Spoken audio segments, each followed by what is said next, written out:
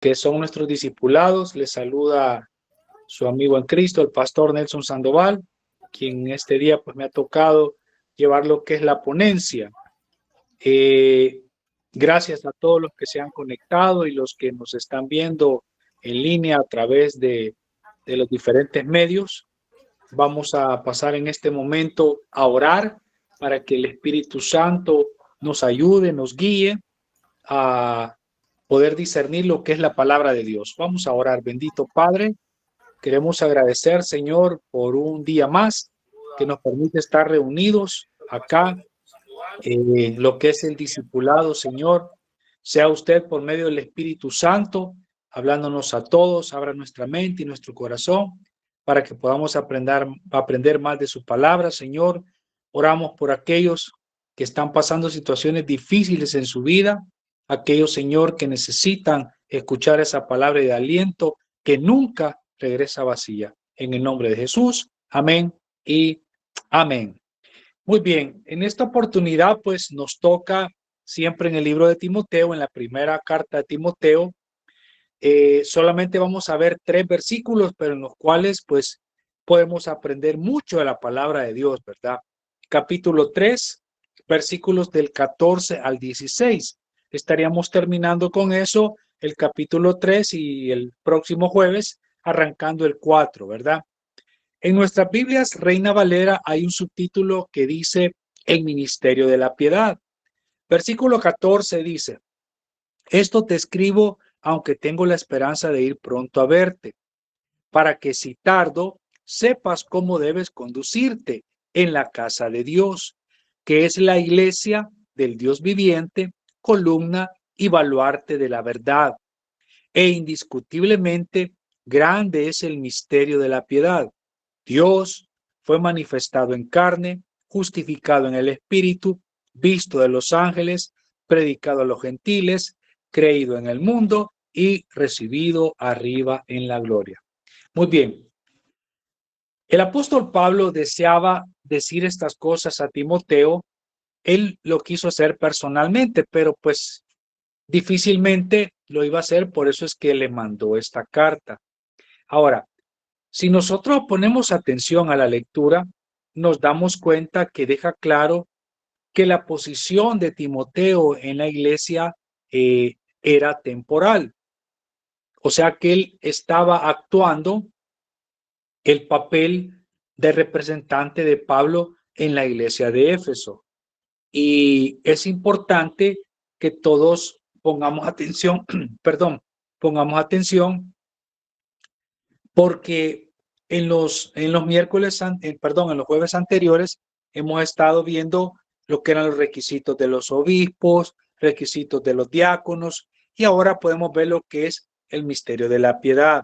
Ahora, entendamos que a veces el Señor nos va a ocupar en diferentes situaciones dentro de lo que es la iglesia y a veces nos va a tocar trabajar fuera de ella.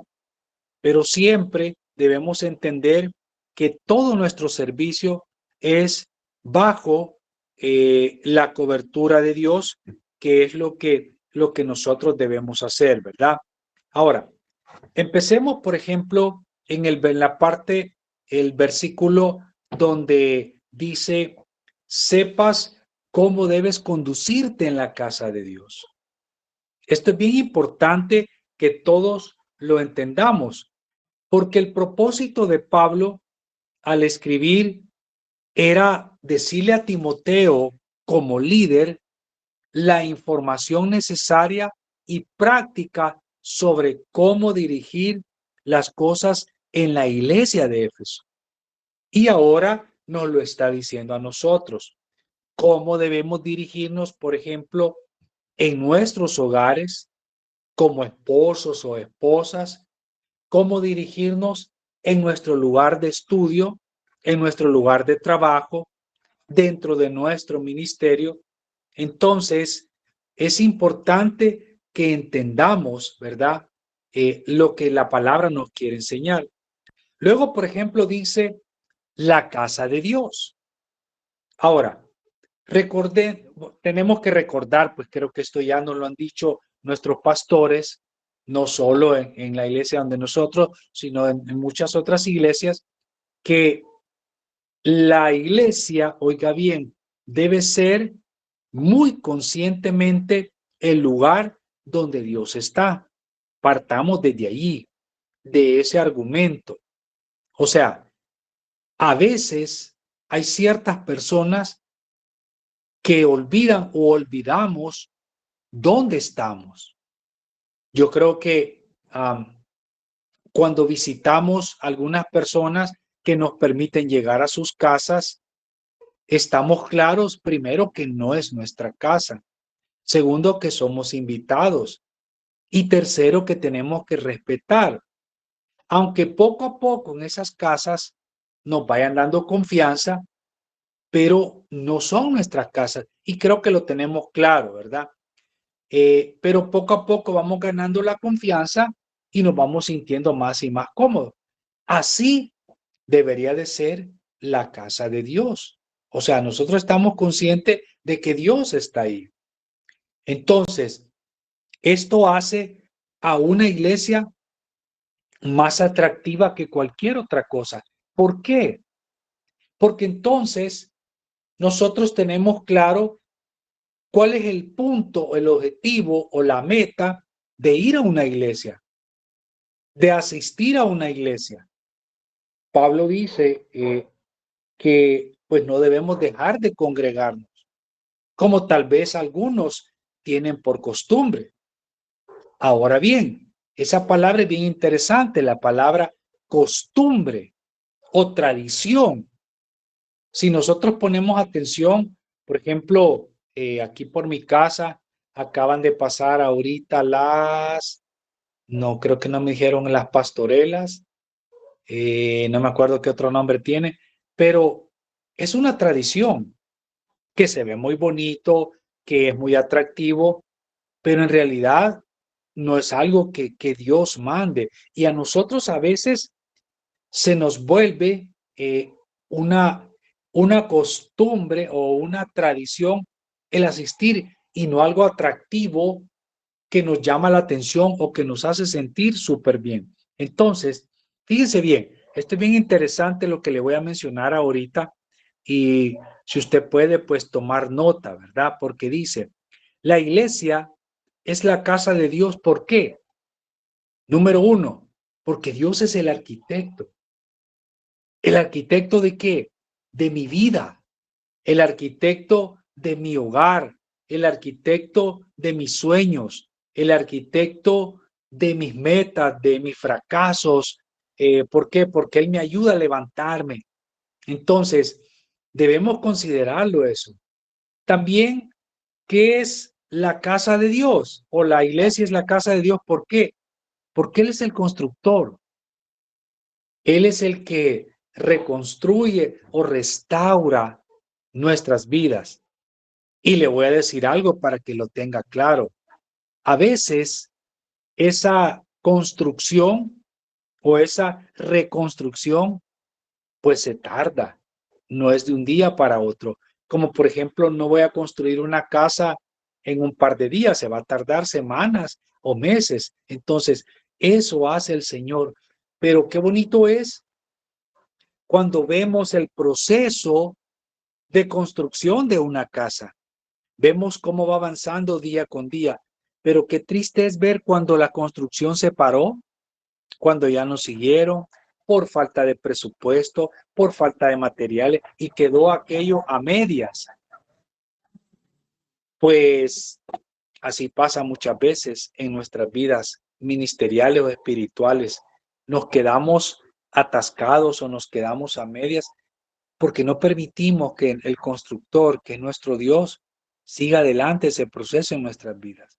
Recuérdense que nosotros somos el barro y Él es el alfarero y Él hace lo que quiere en nosotros, que aunque se escuche muy autoritario, que aunque se escuche muy, pero Dios, oiga bien, Dios no va a hacer nada que no sea de bendición para nosotros. Así te esté pasando lo que te esté pasando. Y quiero compartirles rapidito un testimonio que me pasó el día de ahora. Hay un nuevo compañero de trabajo en la empresa. Su nombre es, bueno, no les digo el nombre, mejor por respeto, pero me llama la atención porque es una persona con problemas de parálisis. Le cuesta hablar, le cuesta caminar.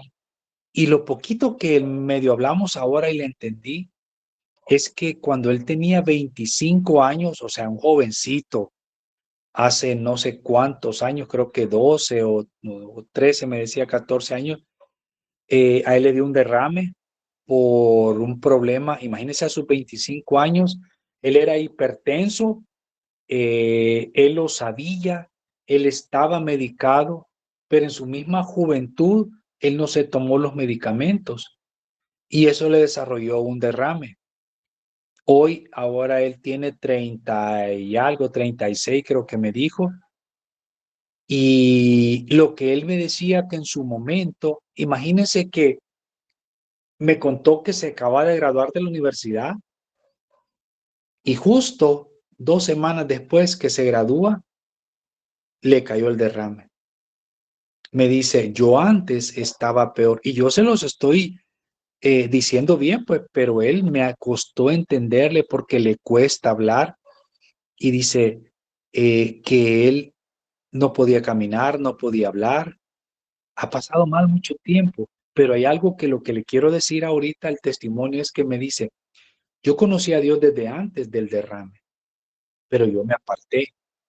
Cuando el derrame vino a mi vida, Dios me dio paz.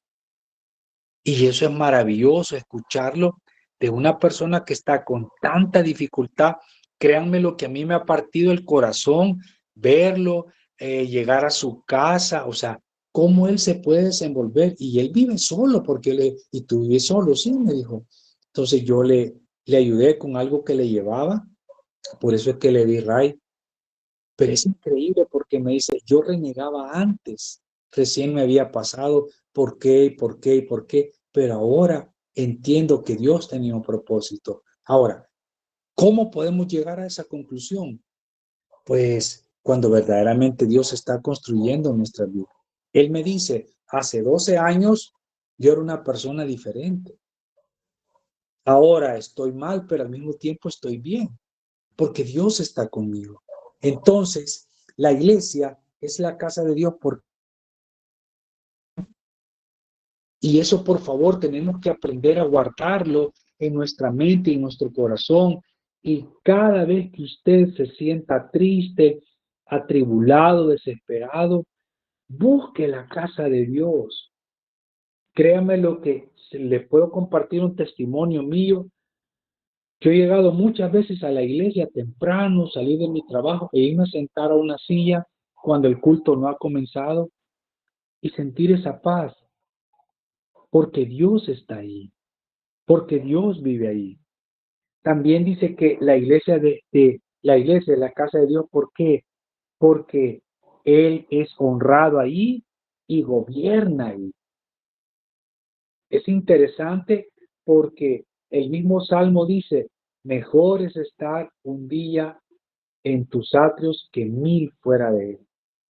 Entonces entendamos el fundamento. Por eso es que Pablo le decía a Timoteo, sepas cómo conducirte en la casa de Dios. Y yo espero que a partir de ahora, todos los que estamos escuchando este discipulado, no sé en qué momento o tiempo lo vas a escuchar, entendamos cuál es el papel que cumple la iglesia, mi iglesia, porque qué bonito es cuando nosotros podemos decir, es mi iglesia, pero no lo hacemos con celo, sino con un amor.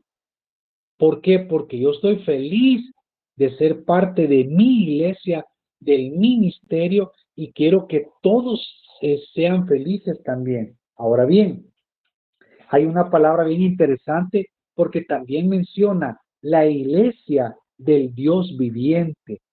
Sabe que en el griego antiguo era una palabra, en el caso de la iglesia, era una palabra que no se ocupaba directamente para las cuestiones religiosas, sino que como en un lugar donde las personas se reunían. Ahora bien, el Dios viviente, ok, el Dios viviente ha llamado y ha reunido a su pueblo ¿para qué? Para su propósito. ¿Cuál es el propósito del Señor? ¿Se han puesto a pensar en eso? Dice la palabra de Dios, a lo suyo vino y los suyos no le recibieron. ¿Cuál es el propósito del Señor? ¿Alguien me podría decir ahorita, ya sea en audio o escribirme ahí, cuál es el propósito de Dios? A ver, alguien. ¿Así un par de palabritas? No. Bueno, le explico yo. El propósito del Señor es que nosotros seamos salvos. Y al ser salvos, vamos a ser sanos. Y al ser sanos, vamos a ser personas diferentes. Por eso es que es interesante cuando nosotros decidimos hacer la iglesia parte de nuestra vida, parte de lo que es mi refugio en los momentos difíciles. Luego menciona la palabra columna y baluarte de la verdad. La columna y el baluarte, estos son fundamentos o bases de la iglesia. ¿Y cuál es ese fundamento? Es la verdad. Eso es bien importante que se tiene que manejar en las iglesias hoy en día. Lastimosamente, muchas iglesias en la actualidad venden una verdad incompleta y siempre, pues por lo tanto, ese tipo de iglesia, sus pilares son débiles y los baluartes son inestables. Quiero leerle lo que dice el Salmo 15 acerca de lo que es la verdad. El Salmo 15,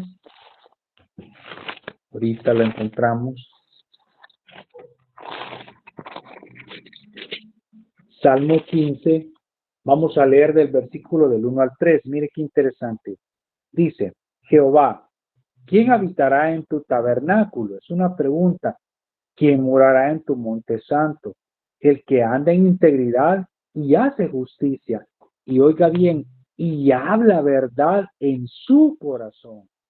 El que no calumnia con su lengua, ni hace mal a su prójimo, ni admite reproche alguno contra su vecino. Entonces, ¿cómo voy a hablar yo verdad? Lo voy a aprender en la casa de Dios. Y el Salmo lo dice. Entonces, interesante porque cuando la columna y el baluarte, no solo de mi iglesia, sino de mi vida, es la verdad, entonces me vuelvo una persona excelente, una persona que hace las cosas bien. La iglesia es el pilar de la verdad. Debido a través, oiga bien, de su ministerio se conserva y se transmite la verdad. Ok, ¿cómo lo voy a hacer? Con mis hechos, con mi actuar, con mi proceder. La Biblia dice que nuestro proceder debe ser sí, sí, no, no. Entonces, ahí está. Pablo no reconocerá a la iglesia a menos de que en ella la verdad de Dios sea exaltada y esté a la vista. Eso es bien importante, que comencemos a marcar la diferencia. No es que la iglesia es el fundamento para la verdad, sino que la iglesia sostiene la verdad para que el mundo pueda ver. Te repito otra vez, dice, no es que la iglesia es el fundamento para la verdad, sino que la iglesia sostiene la verdad para que el mundo pueda verla. Le leo rapidito lo que dice Primera de Juan, capítulo 1, versículo 6. Interesante y muy buen versículo.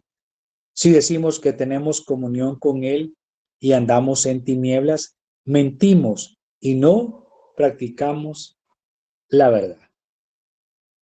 Es increíble. Wow. Dios, le repito, si decimos que tenemos comunión con Él y andamos en tinieblas, mentimos y no practicamos la verdad. Recuérdense que hay un dicho que dice, la práctica lleva al maestro. Queremos ser buenos cristianos, comencemos a practicar, a vivir con la verdad. Y como dice un dicho allá afuera, por la verdad murió Cristo. Entonces es importante. Y le repito lo que decíamos, me encantó, lo marqué aquí, que dice, no es que la iglesia es el fundamento para la verdad, sino que la iglesia sostiene la verdad para que el mundo pueda ver. Porque así es. Ahora, los pilares que menciona también eran usados en la antigüedad para poner en ellos cualquier edicto público. Es como hoy en día lo hacen en los postes, en las calles, en las ciudades, en las paradas de buses.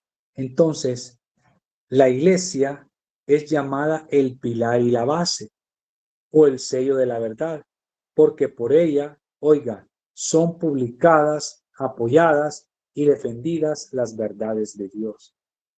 Imagínense qué interesante. Anteriormente dice que los pilares en el público, ahí se colocaban información de los tribunales, algo que había pues de las personas. Hoy en día la iglesia sirve para eso, para exponer la verdad, apoyadas y defendidas principalmente las verdades de Dios. Cuando la iglesia se levanta valientemente y predica la palabra, es el pilar de la verdad. Y eso nos ha caracterizado a nosotros como iglesia, como tabernáculo, que siempre hemos salido a predicar. La Biblia dice las buenas nuevas, pero también podemos manejar como la verdad, lo que dice la palabra, porque no mentimos a las personas, porque confrontamos. Y eso es bien importante. Y te puedo volver a hacer hincapié, recalcar lo que me decía mi compañero de trabajo, que dice, hace 12 años yo renegaba por todo, por el derrame, por cómo estaba de mal, y ahora entiendo por qué, porque Dios me ha dado paz, porque Él ha visto la verdad, porque aún hasta sonríe a pesar de sus dificultades, y yo, créanme lo que me quedé impactado, en shock, no sé, hasta decía yo, Dios mío, yo no pudiera aguantar lo que este muchacho vive. Pero por eso es claro la palabra que dice que Dios no nos da carga que no podamos llevar. Entonces, eso es lo que debemos de hacer. Vamos rapidito porque el tiempo nos come al versículo 16. Sabe que este versículo 16 es un himno antiguo para expresar, oiga bien, los fundamentos de la verdad cristiana. Versículo 16 dice, e indiscutiblemente, grande es el ministerio de la piedad. Dios fue manifestado en carne, justificado en el Espíritu, visto de los ángeles, predicado a los gentiles, creído en el mundo, recibido arriba en gloria. Entonces, podemos nosotros, fíjese bien, mencionar alguna de estas situaciones y el que podamos ir entendiendo el hecho de lo que nos dice acá la palabra de Dios. E indiscutiblemente dice, ya, ok, ¿qué es indiscutiblemente? Es, por ejemplo, que no debe haber ninguna controversia, que nosotros entendemos de que pues es la palabra de Dios y por lo tanto hay que hacer hincapié nosotros en ella. Pero ¿existen muchas controversias sobre esto? Claro que sí. Siempre la van a ver. Siempre van a haber personas que van a estar en contra de lo que nosotros queremos hacer. Pero es ahí donde nosotros presentamos la verdad. Usted está aprendiendo la verdad esta noche. Y la verdad más evidente, siempre encontrará personas que la van a contradecir. Hay algo bien interesante porque Spurgeon, creo que algunos saben quién es Spurgeon, le menciona o se hace referencia a estas personas como tontos evidentes. Así le llama a aquellas personas que siempre van a contradecir. No, mira que la Biblia dice esto, pero no dice esto otro, entonces lo podemos hacer. Por ejemplo, alguien en su momento me decía, pero en la Biblia no dice que yo no puedo fumar. Ahí dice que no hay que tomar vino, pero no me dice nada de tomar cerveza. Entonces, claro, explícitamente no está, pero todo lo que son vicios son cosas que no agradan a Dios. Y siempre la gente que no tiene a Cristo en su corazón o que no está bien fundamentada o que es un neófito va a sacar este tipo de conclusiones, ¿verdad? Entonces, acá podemos ver, por ejemplo, que en este último versículo hay un pequeño resumen de lo que es el Evangelio en estos 6 enunciados que vamos a ver. Por ejemplo, el primero dice, Dios fue manifestado en carne. Mire qué interesante. ¿Por qué? Porque Dios se convirtió en la esencia de la encarnación. ¿Por qué? Porque Él fue 100% hombre, 100% Dios.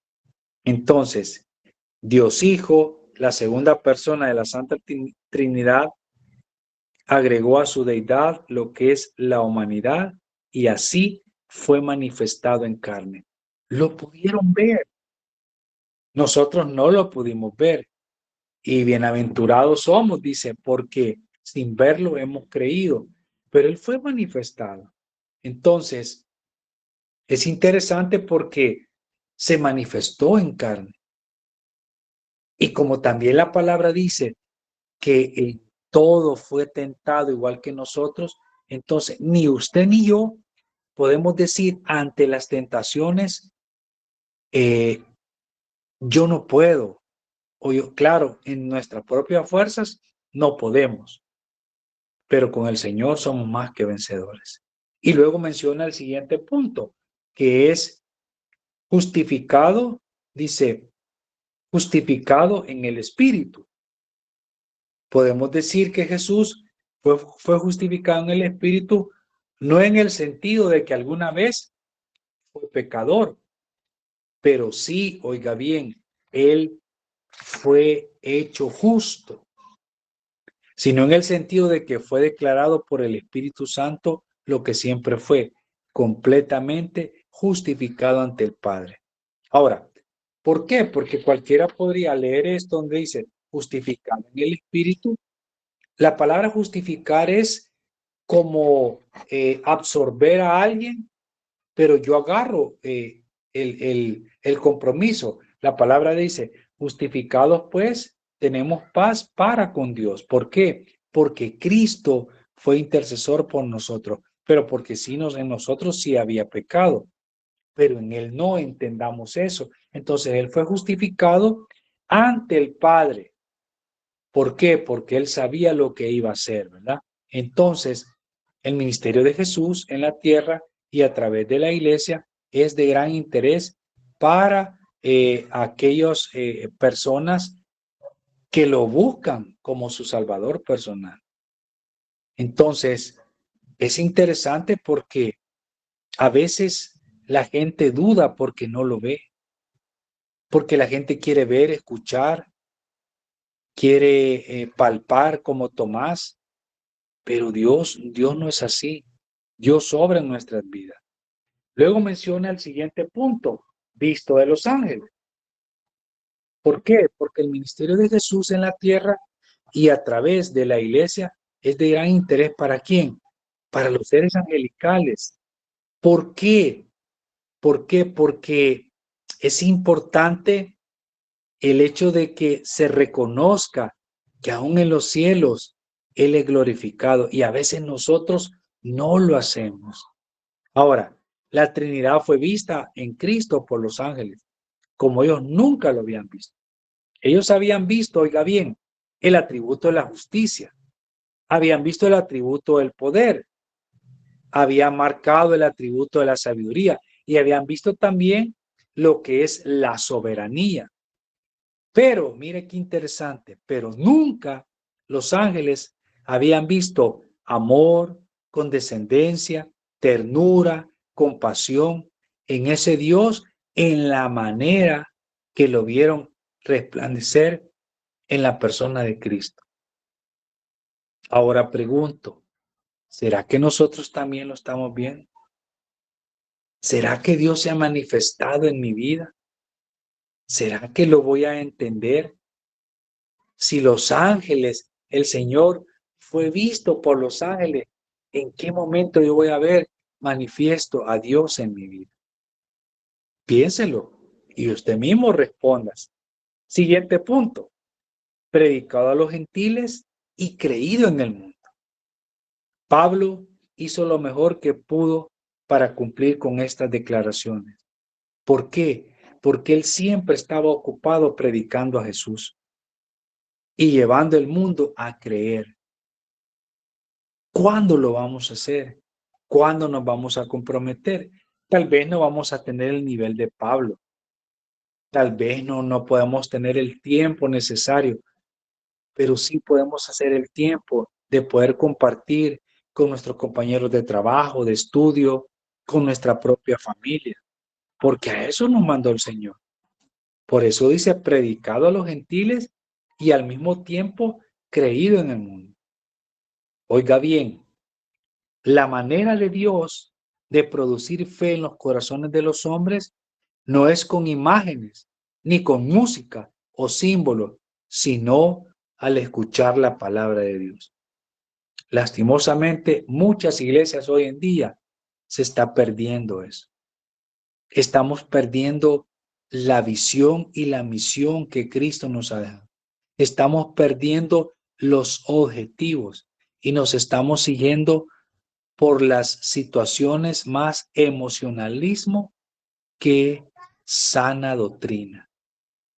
Cuidado, cuidado con lo que estamos escuchando, ¿verdad? La iglesia, oiga bien, mantendrá por siempre que Cristo debe ser predicado entre los gentiles. Y eso no va a acabar. ¿Cuándo va a acabar? Hasta que se convierta la última persona que es parte de la iglesia de Cristo. Luego sigue el siguiente, recibido arriba en gloria. Ok, ¿qué hace esto? Oiga bien, nos recuerda la ascensión de Jesús, cómo el Señor fue llevado al cielo, su obra terminada por nosotros y su presente intercesión por nosotros, porque Él está intercediendo por nosotros ante el Padre. No hay otro mediador, dice la Biblia, entre el Padre y nosotros, sino Jesús Hijo, ¿verdad? Entonces, fue recibido el Señor porque su obra fue terminada. Él nunca se habría, oiga bien, entrado en su gloria si no hubiera terminado toda su difícil tarea. Nunca hubiera aceptado él la recompensa sin haberse la ganado por completo. ¿Cuál es esa recompensa? Es usted y yo salvos. Es usted y yo amando a la iglesia, amar el congregarnos, amar el servir. Entonces, es interesante porque, como le decía, acá podemos ver en estos 6 pequeños enunciados el resumen completo del Evangelio, así en 6 puntitos. Y no sé si usted los tiene marcados en su Biblia, pero se los acabo de mencionar. Dios fue manifestado en carne, justificado en el Espíritu, visto de los ángeles, predicado a los gentiles, creído en el mundo y recibido arriba en gloria. Porque al final de cuentas, el Señor fue arrebatado y fue llevado a la presencia del Señor. Ahora bien, termino con esto. Cuando nosotros leemos, debemos aprender a meditar en la palabra. Y meditar es que analizamos qué me quiere decir Dios, qué me quiere hablar Dios, qué no he aprendido. Porque si nosotros nos quedamos o no hacemos ese tipo de cuestionamiento a nosotros mismos, pues no le vamos a sacar provecho a la palabra de Dios. Ahora te pregunto, ¿por qué te conectaste? ¿Qué es lo que quieres aprender o qué necesitas? No en lo material, sino en lo espiritual. Y te pregunto algo también, ¿qué es la iglesia para ti? ¿Qué es tu ministerio? ¿Qué es lo que te emociona? ¿Qué te hace sentir feliz? ¿Qué puedes decir que los ángeles puedan envidiar de ti? El hecho de decir, bueno, yo tengo una comunión con Dios, Dios me escucha, Dios me respalda, Dios me ama, Dios me cuida. Verdaderamente lo podemos decir, porque créeme lo que a mí me ha impactado, tercera vez que te lo digo, el hecho de lo Buenas que me tardes. decía este joven de decirme, yo tengo paz. Y wow, o sea, una persona con derrame, con que no puede hablar bien, con que no puede caminar bien, decir que tiene paz, eso solo Dios lo puede hacer. Y es lo que pues Dios nos está invitando. Y decirte pues que no te desanimes, que sigamos adelante, que Dios siempre va a estar con nosotros. Bien, eso es la explicación que el Señor ha puesto en mi corazón para que todos aprendamos acerca de el ministerio de la piedad, ¿verdad? No sé si alguien tendrá alguna pregunta o un comentario acerca de lo que se ha tocado en este momento.